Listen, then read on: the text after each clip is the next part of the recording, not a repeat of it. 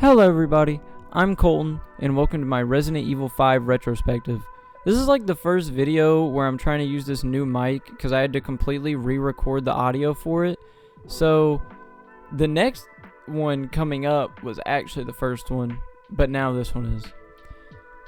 Anyways, back to the video. This is a game that's always been pivotal in what became my gaming hobby. I first played it about 13 years ago, and it was one of the first games that really got me into co-op gaming, and just playing more than a single player in general. I remember it was actually my brother's copy of the game, and me and my cousin would play it all the time. Every single chance he came over, we would. And playing the story was always fun. And it was just as fun this time. This game obviously was 5th in the mainline Resident Evil games, and was the first co-op story game in the series. Instead of having just a single player experience with a CPU at times like 4 and those before it, 5 was a breath of fresh air in the series. Although it has a lot more action than horror, which differs from most games, it still didn't overstay its welcome in the series in my opinion. I haven't played every Resident Evil game, but out of the ones I have, it's always been my favorite. The way I'm going to do this video is go over each mission and rate them. It'll pretty much be formatted like the Modern Warfare 2 video. My friend who is also editing this one played the campaign with me, so I'm letting him add any details he'd like. Hi, Kyran. Anyways, let's get into another look back. The game starts you off as Chris Redfield, who works with BSAA. He's investigating if there's a bioweapon smuggling throughout Africa, and when he arrives on location, he meets his partner Sheva, who the other player plays as. She's from the West Africa unit of BSAA, and you find out more about her later. You each can then go and meet this guy who gives you weapons and gear, the typical starting point. And after that, you can start making your way through the level, investigating the oddities around the area. And once you make it into a house, you'll see your first enemy. He's fairly easy to take down, but clearly something is up. You jump out the window down to a lower level, and a group of enemies chase down you and your partner, though you can swiftly turn around and close the door on them.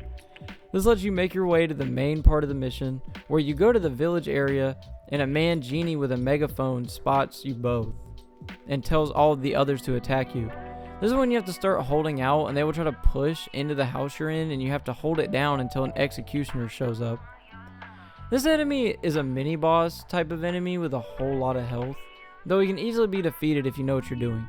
Kirk, the helicopter guy you're waiting on, takes forever. But also is partly Chris' fault because he literally doesn't call for him for like 10 years. I don't know what he's thinking. Oh, we're going to take down all these people ourselves. I don't know. But eventually, the guy will get there and blow up the gate for you so you can actually leave the area. This mission, I'll give a rating of 6 out of 10. This is mostly just due to it being a starting mission and getting you used to what you're dealing with. But it does it alright. And the waiting helicopter section is some fun. Just a good tutorial type mission to show you the game. In 1-2, you're still following Irving, who you were previously. It's just more prominent now. As Chris and Sheva, you make your way through some back alley areas, and then you'll hear Alpha Team is getting attacked. They were killed by some sort of monster you don't know yet, and you can also find a shotgun in this mission. And you see your first wormhead enemy. I mean, that's the only way I know to describe them. It's up to y'all. There's probably a name. I don't know, but that's just what I'm going to call them for the video, probably. You'll find Captain DeChant dying, and he gives you a USB drive. And as you're making your way to a warehouse, you come across a BOW in a dark furnace area. This enemy is the first of 3 that there are of this type. You learn that burning it helps a lot, and also the orange points that come out are the weak points. Once you do that, you can move into the warehouse where Chris can upload the USB drive to a computer where he finds an image of his old partner Jill. This is another 6 out of 10. It can be kind of a boring mission comparatively to others, to be honest, though you do get the first shotgun, which is nice. The mission also does add Chris's main motivation of finding Jill, which is good. Though again, besides the BOW fight, literally the rest is so boring. Just a mission. Now we're at the start of Chapter 2, where you're mostly just making your way from the base that you're at so you can get to Irving. You'll find a new enemy, which are dogs, and one that literally can split its head as well. And also there's these big dudes that try to punch you. You'll go through these people who also have crossbows until you get to a bridge. And once you jump across the bridge, you and your partner have to try to blow up these canisters on the left and right to blow up a truck that is heading directly towards you. And if you don't in time, you'll die getting crushed by the truck. But it's pretty easy to do. It's not that bad. Once you make it across the bridge, you'll make it to a sewer entrance where you'll find these dead Manginis that will have bats come out of them. They're pretty weak enemies, but just provide an aerial type. I feel like every game for some reason needs that. So, that's what that is. And you'll then make it to a market area with a boat. You can find the key hanging up in a room, and once you shoot it down, the enemies will all start spawning in. Kirk will help out until eventually his helicopter starts getting attacked by bats, and you'll see him slowly go down and probably crash and die. You'll make it to a shantytown area though, where you and your partner have to split up. Chris will be locked in a building on one side, while Sheva is going through the building across from it. As Chris, you can try to shoot to help Sheva, but you're mostly just waiting on your partner to break it. Kyran was honestly a bum at trying to break the locks off the doors, but eventually he got it. And as you head up to the middle area to the door, it will be chain locked. Like I said, it's another one that is again, but a chainsaw mini boss will cut it down. This enemy is a one-hit kill if it hits you. I mean, what do you expect from a chainsaw? But its weak point is its eye. But also you can just do some damage and hit it. The best strategy is to lead him around and then blow up the canisters that'll stagger him when you blow him up. After you do enough damage, he'll collapse and drop a key. Though he can get back up and start swinging for some reason. We just ran away. But you can, I think it literally takes you just shooting him one more time and it'll go down. You'll find a lot of treasure though before making it to your first quick time cutscene. Sheva and Chris both have many prompts. The situation is where these enemies on bikes show up and start trying to grab you with chains. Sheva will shoot Chris free, and then eventually Delta Team, with a key member, Josh Stone, help take out the motorcycle riders. You'll then meet up and exchange information as you get ready for the next mission. Mission 2-1 is definitely a 6.5 out of 10. It still kind of feels like not much is going on story-wise. You just have a couple action-filled moments. These obviously include the chainsaw-wielding enemy part and the motorcycle part. Though quick-time events aren't always my favorite. The port adds a cool aspect with water, but it's much better done later in my opinion. This mission is definitely better than any of Chapter 1, just still pretty slow. In 2-2, you start off at this train yard-esque area, until eventually reaching a mine. This mine is a really cool part of the game in my opinion, where one person holds a light and the other has to deal with enemies. You'll find treasure, snakes, and enemies scattered throughout. My friend kept not being able to see somehow, but I think I personally did a pretty great job. As you navigate though, you'll keep reaching these little branch offs of the railroad and you'll come across a wheel to open a gate. One can go through and the other gets trapped until your partner can open it, and then you'll both be in the biggest open area of the mine. Again, there's treasure and snakes, but this time there's a lot more enemies. Some have dynamite and crossbows. Others are just the ones that have worm head things. It's not too bad of a section to get through. The only thing is it's a large area, so if someone starts dying, you may have a hard time reaching them. Kyran. Anyway, though it's pretty fun. And you can make your way down one of the high up tunnels to reach back outside. And here you'll find a quarry building with Irving in it. He seems cornered in the building though. The masked individual you've seen before saves him, of course, and he escapes, and now Chris and Sheva must make their way through the quarry, taking out a turret gunner, climbing up and hopping down ladders, and dealing with bomb dudes. Definitely the most annoying base enemies in the game. Me and Kyran both had issues with them. You just have to push ahead until you get a cutscene where a truck shows up. And these enemies are not very good at driving, I'll say that much. Until later, apparently. But anyway, it crashes and it opens. A ginormous Uroboros bat called Popo Karimu, I believe, shows up as your next big boss. He crawls around and you have to try to get him to flop over on his side so you can do a lot of damage. And this can be done well with proximity bombs. You can also hit him in the weak spot without getting him to turn over, but that just makes it easier. Once you take it out, it'll grab the truck and both will fall in the canyon. This is when you get picked up by a gambit for your next mission. This is a decent 7.5 out of 10. You get more story and get to see the masked person again, which is always pretty cool. Also, every section is pretty solid. The mines are unique, and the quarry too. Each provides enemies fitting for the area, and you also get a very fun boss fight at the end. You have a lot of unique things to deal with in this mission, comparatively to the last few. It's just a lot of fun. Chris and Sheva immediately start off this mission on the turrets of a military vehicle. You're just defending the car from motorcycle enemies, and they can be shot off, or you can just shoot their motorcycle to blow it up. The enemies will chuck Molotovs at you, which is very annoying. Also, there's trucks that try to ram you, but they're not too bad to get rid of. You have a section where you have to blow up a truck sitting in the way as well, and then the driver decides to drive against a river for some reason. Like, bruh. Literally, you can get thrown in the river if you get rammed into it, but if you blow up the truck, you're fine. You'll arrive to this town at night where a giant shows up. It's like some big ogre boss thingy, and he steps on one of the guys too. Definitely my least favorite boss. He's just pretty annoying. He can be pretty easy, but also sometimes an RNG fest depending on what situation you get thrown in, as RNG describes.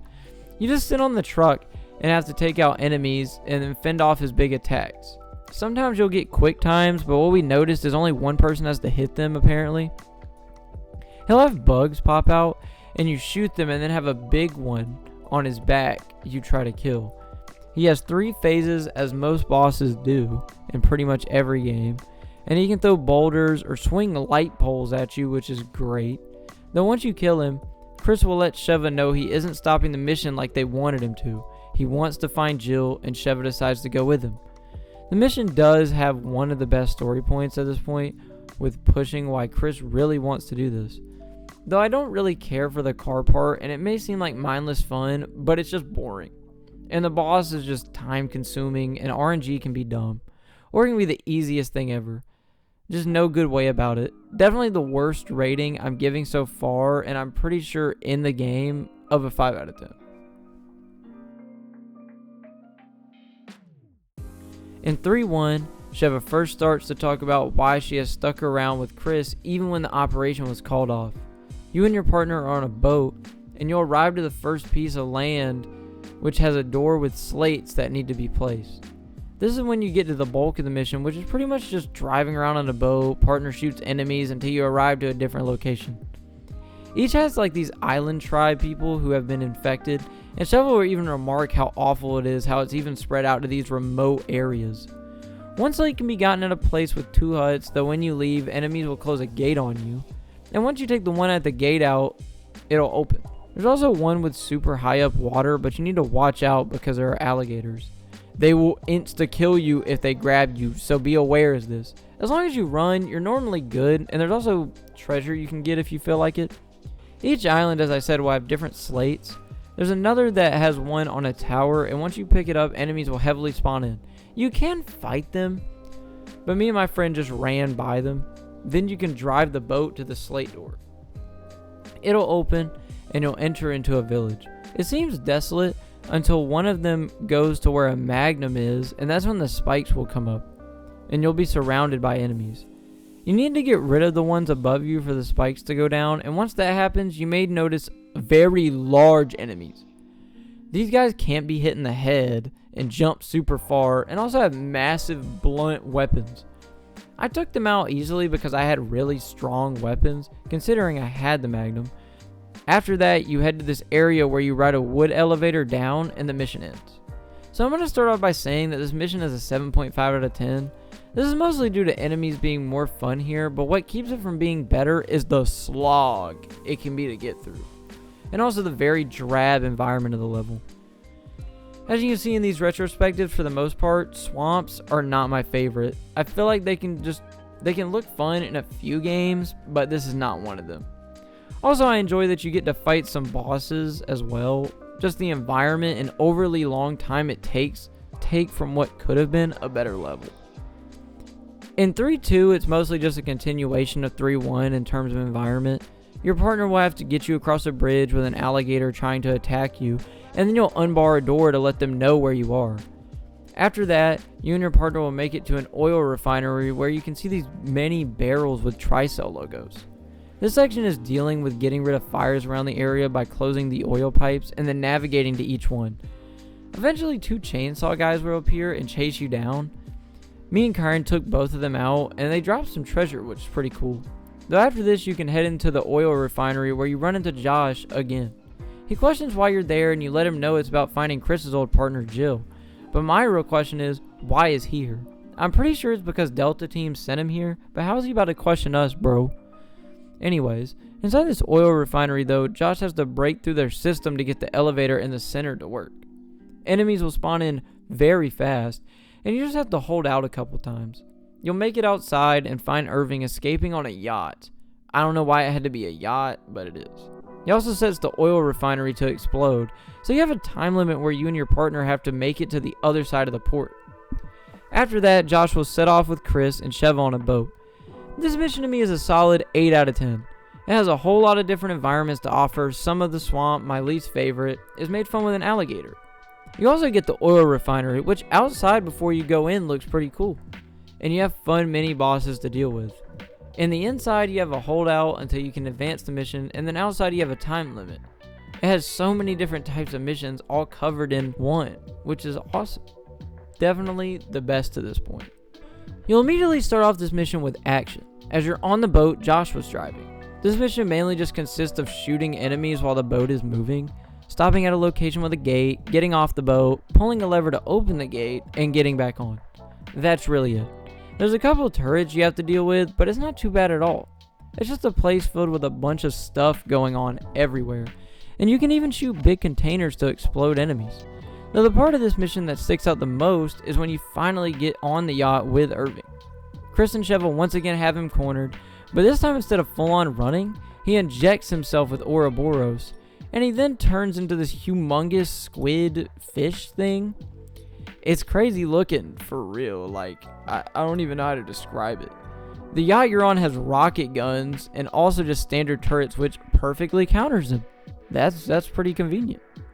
He'll have tentacles that come up you can just blow up, and then the monster will open its mouth and Irving will come out as a tongue. You'll do this 3 times as usual, and then once you've shot it enough, the creature will bite down and Irving will pop off and fly over to the boat. He'll taunt Chris as he dies. What a fun mission. This is another 8 out of 10 for sure. It has a really cool aquatic based boss, lets you use turrets, and have the fun boat section. It's fun to have like a coordinated plan to get through each side to get to the levers. Just overall a solid and fun mission. It didn't overstay its welcome either, which is nice. 4-1 is up next, and as this mission starts, you show up in a cave where Josh drops you and your partner off. You'll encounter some new spider enemies pretty quickly, and this mission ends up taking place in an ancient labyrinth. It includes a whole lot of things you would expect in an Indiana Jones movie. There's balls of fire that'll roll towards you, and there's a wheel you have to wind to open a door. And then you get a long quick time event with your partner where you're running from a boulder, jumping over large holes, and barely making it through the door at the end. After this, you'll reach a labyrinth area with a lot of levers you pull. Each one requires you and your partner to do it. They're all different colors, and each one changes the way the stairs are formed in the labyrinth. Though after you've pulled all the giant levers, the giant bat from earlier will come back for another bout. He's fought the same way, and I just think he has slightly more health than before, but all of his moves are the same. This time we'll actually die, and you'll even get some really good treasure from him. Like, really good. This mission is definitely a 7.5 out of 10. The boss fight is fun, but it is a little repetitive since it's the same thing as before, and also it's a very basic premise for some underground ancient village. Though still, it gives an enjoyable environment looks-wise, new enemies, and some cool obstacles to get around. This level is another one in the same environment, and it also is another one with placing slates in a door. This time it's 3 emblems, and there are light beams being aimed at the hallways you're running down. You just have to wait for them to go by and make sure to get in the sides before you get burned by it. Me and my friend did get hit by these a couple times. Also, each emblem are in different areas that are covered in the very quick tribal enemies and the mini bosses from the swamp as well. You can also find treasure around here, and after you get all the emblems, you'll go into a pyramid, and there will be many light puzzles. Me and my friend figured it out pretty quick, honestly. He did kill me once though with the light beam, so watch out for that. Though when you go down 3 stories of this, you'll reach a very pretty underground garden. The flowers are living due to being injected with Uroboros, or that's what seems to be implied. An alright 6.5 out of 10. It just doesn't have much uniqueness besides the light section, though it just feels like a rehashing of the 3-1 mission and 4-1 combined, which maybe is the point, but to me it can feel like, just a little disappointing. But again, the environment looks-wise is pretty cool, and having puzzles is a good idea for a game like this, especially in an area like this. Now we're starting chapters 5 and 6, which are definitely probably the best in the game. This mission is relatively short, despite a longer fight at the end. This mission consists of going to the virus house from the underground garden, though there's lickers. These enemies do a crazy large amount of damage, and can also insta-kill you. They are blind though, so if you're quiet, they won't know you're there. They kind of remind me of Demodogs from Stranger Things, so I don't know, like they really do. Then you'll make it to this very tall facility on a small rotating elevator thing. Though there will be a massive spider. It turns out that it has like a weak point in its mouth. Though if you weaken him, he'll fall and grab on the side of the elevator. His mouth will hang open and you can throw a hand grenade in. And this blows up the hard part on his head. Don't make this weird. This allows you to attack a new weak spot on his head. You can do this over and over until he'll eventually die. Then you'll get a cutscene where Chris opens one of the pods trying to find Jill, and no one's in it. They have to move on ahead further into a facility. A solid 8 out of 10 mission. You have a fun boss fight with the spider, and the facility style is really cool. It might be basic, but I love the futuristic slick design, and you also find out Jill isn't even where they thought they had determined she would be. The lickers are a scary enemy to deal with, and overall it's just a pretty solid mission. 5-2 starts moving more in the facility while coming across Manginis with guns. This is the first time they're using actual guns and can seem kinda daunting, though you just have to use walls and crates to avoid being shot. You'll also come across another corridor full of the liquor enemy I was talking about. You can sneak by them or take them out.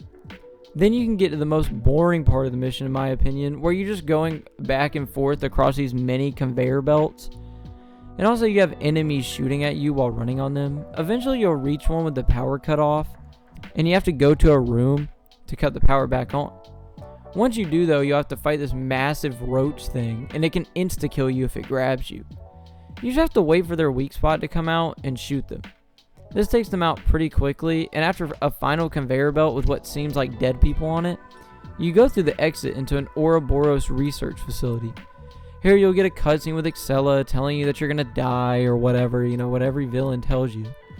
And now you're in the research facility with a bigger version of the mini boss from 1-2. Luckily there's a flamethrower and gas tanks around. The first time around that me and my friend died, it took way too long for some reason, and eventually it got us. But the next time around, we beat it super quick. We just got some gas cans stuck in it 3 times, and then I would use the flamethrower to burn it and make the gas can go off. It'll dissolve just like the one before it. The mission will end here, leaving you with one of the best coming up. This mission is pretty solid, other than the conveyor part.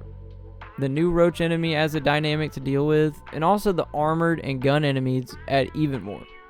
The boss fight at the end is interesting to say the least.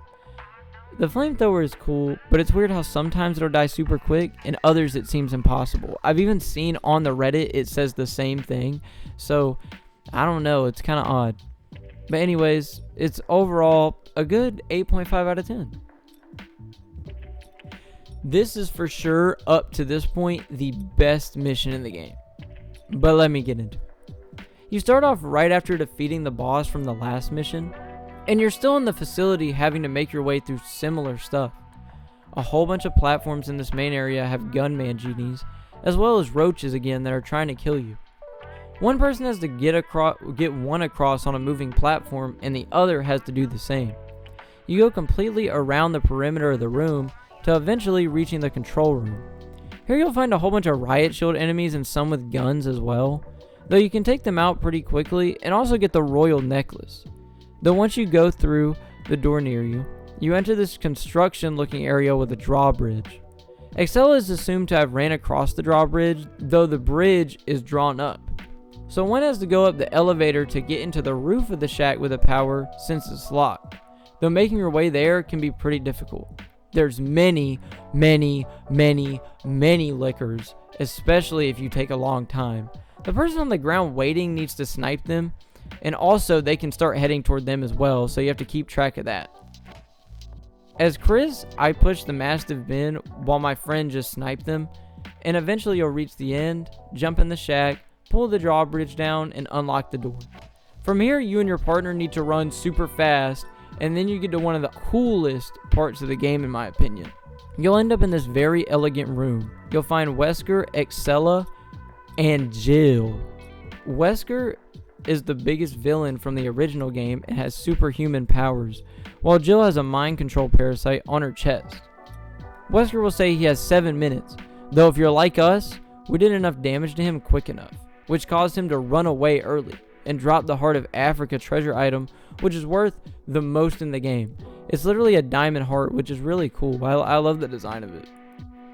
Then Chris and Sheva will have to pull the mind control device off of Jill. As Chris, you can get it to act up by saying stuff to Jill, but also you can shoot the device and it'll mess up. This will cause her to stagger, where one person can grab her and the other can pull it off. It takes a few times, but eventually you'll do it. Jill will then say that Chris and Sheva work well as a team, and to stay together to chase down Wesker. Wow, what a mission. Truly awesome. I'm going to go ahead and say it. We have our first 10 out of 10 mission for this game. It capitalizes on the co-op aspect to a T with Wesker and Jill boss fight. Also, you have to deal with the worrying part of the lickers you have to run from in the drawbridge room, and the music from the boss fight is so good. Really one of like 3 tracks that stuck out to me in this game. Just such an awesome mission. The story is very fun here, and so is the action. Just does what this game needed to do so right. Now we've reached the final chapter of the game. Just this mission and 2 more to go. If you've stuck around this long, you've probably enjoyed the video, or at least I hope so. So if you could, a like, comment, or even subscribe, that would be a huge help. Anyways, back to the mission. You're on a ship deck where you mostly just have to navigate through it. There isn't much that goes on other than a crate coming down around one of you, while the other has to get the key card to lift it back up, though you can only get it from a new enemy. This enemy has a head that doesn't take damage unless you open it up, and by shooting this bone looking thing on the side. Once you get that done though, Chris and Sheva both have to head on through the crate area. You then make it to the ship hold where they meet Excella trying to run away, but Chris shoots the briefcase out of her hand. This is key for later. You then go into a cargo hold where you fight a bunch of gun enemies again, and also a new mini-boss, the Gatling gun Mangini. These can be one of the more annoying ones just due to the DPS that they have, but it can be easy to deal with when you have weapons that knock them back. You'll get keycards to open up the next area where you ride an elevator, and Chris will say Wesker is definitely not letting it go. That's where this mission ends. It's a 7.5 out of 10 to me. The ship deck just isn't a very cool looking place, to be honest. It's kind of just gray and lame. It does not do gray justice. Not to mention it's dark and nothing about the area is very intriguing, to be honest. There is the Gatling gunner mini boss, which is fun to deal with. Though other than that, a whole lot of mid. As Chris and Sheva make their way to another part of the ship, Excella walks out exclaiming about how Wesker betrayed her. She seems sick, and Wesker talks over the loudspeaker doing his babbling, the usual. I mean, if you've played Dead by Daylight, you've probably heard these lines because they're his most popular ones. Some of them, at least. She seems sick. After all that's over, Excella turns into the biggest and final version of the monster for 1, 2, and 5-2. And what I'm realizing now is that all these monsters are in missions that end with 2. So that was probably the point, but I don't know. I could be wrong. Anyways, you have a quick time cutscene where you're running from the monster to get into the ship's inside area. You can navigate it, but there's just some enemies to fight. and also spots to avoid where the monster slaps inside of the boat. Once you navigate your way out, you'll get a key card, and once you're ready, you can go outside to fight this massive monster. Luckily, in this case, you have a key card to use to open up the satellite laser. It can home in on the boss's weak points and take it out. It has 3 phases, and each time you take one thing out, it has to recharge. And also it shoots out gunk monsters, and the first time it's just 2 or 3 things to hit, and then the next times it's 4. Also, after each phase, there's a big one that comes out you have to hit as well. After the 3rd phase is over, it'll go down, and Chris and Sheva have to keep chasing Wesker on the home stretch. This is a good 8.5 out of 10. It's a short but pretty fun mission. The boss fight, of course, is the main thing, and it does well. Having the satellite gun is fun, and also dealing with the monster trying to hit you while inside of the building is pretty cool. The only thing that sucks is for somebody like my friend who was playing, he couldn't really do much without a satellite laser himself, so he just kind of had to chill there, and it wasn't as fun for him. But as for the person playing with the satellite laser, it's definitely pretty fun. It really builds a cool environment for such a short mission. Now we're on 6-3, the final mission, and I'm very excited to get into it. There's a lot that happens from second to second, so you're going to have to stay with me. I'm sorry, but that's just how it is. So in the mission, the biggest discovery you make story-wise is that Wesker is trying to unleash Uroboros all around the world via missiles. The first thing you go through is the engine room, and you have to keep opening bulkheads to reach a new section. The first starts with gun enemies that are pretty easy to gun down, and then next up are big roaches that aren't too bad either, especially with stronger weapons. You need to make sure you have ammo though, for sure. And then the final one before the next room are 2 minigun guys at the same time.